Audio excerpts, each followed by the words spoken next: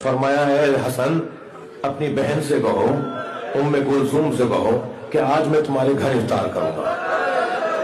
18واں روزہ میرے مولا علی نے اپنی بیٹی کے گھر افطار کیا، اور جب افطار کے لیے بیٹی کو خبر گئی ہوگی تو میں پوچھ سکتا ہوں کتنی خوشی ہوں گی جناب کلثوم۔ بیٹیوں اور باپ کا پیار تو آپ نے بہت دیکھا ہے نا۔ کربلا میں ایک منظر دیکھا نا آپ نے، ذوالجناح خبر شہادت جب لے کر آیا تو ڈھونڈ رہا تھا سکینہ کہاں ہے، اسی خیمے پہ جا کے رکا جس خیمے میں جناب سکینہ تھی۔ اجرکم اللہ۔ جناب کلثوم نے بابا کے لیے کیا کیا سوچا ہوگا، یہ بھی بنا لوں وہ بھی بنا لوں، مگر بار بار خیال آتا ہوگا کہ بابا کے دسترخوان پہ تو اتنی چیزیں نہیں ہوتی، بابا تو پسند ہی نہیں کرتے کہ دسترخوان بہت بڑا ہو، بابا تو سادہ دسترخوان پسند کرتے ہیں۔ تو پھر جناب کلثوم نے دسترخوان پہ جو کی روٹی جو مولا علی کو بہت پسند تھی، ایک ظرف میں نمک اور ایک کاسے میں دودھ رکھ دیا۔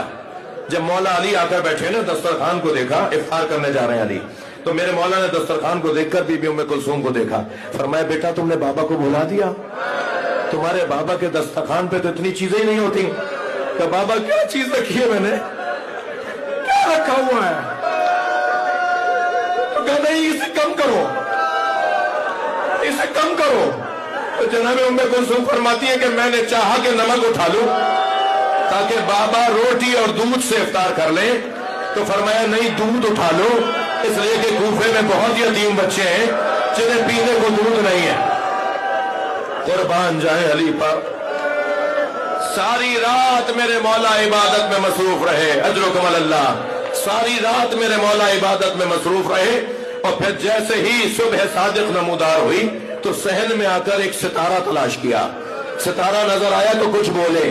بی بی کلثوم کچھ عقب میں کھڑی تھی، قریب آ کر کہتی ہے میں نے سنا کہ بابا کچھ بول رہے ہیں، کیا کہہ رہے ہیں؟ تو بابا کہہ رہے تھے ہذہ اللیلۃ التی قد وعدت، یہ وہی رات ہے جس کا مجھ سے وعدہ کیا گیا ہے۔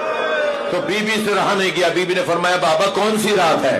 کہے کلثوم جب یہ رات تمام ہوگی نا تو تیرے بابا کے سر پہ ضربت لگے گی، اور تیرے بابا کا سر کا خون تیرے بابا کے چہرے پہ آ جائے گا، اور میں اس ضربت میں شہید ہو جاؤں گا، اور یہ تمہارے نانا نے مجھے بتایا تھا۔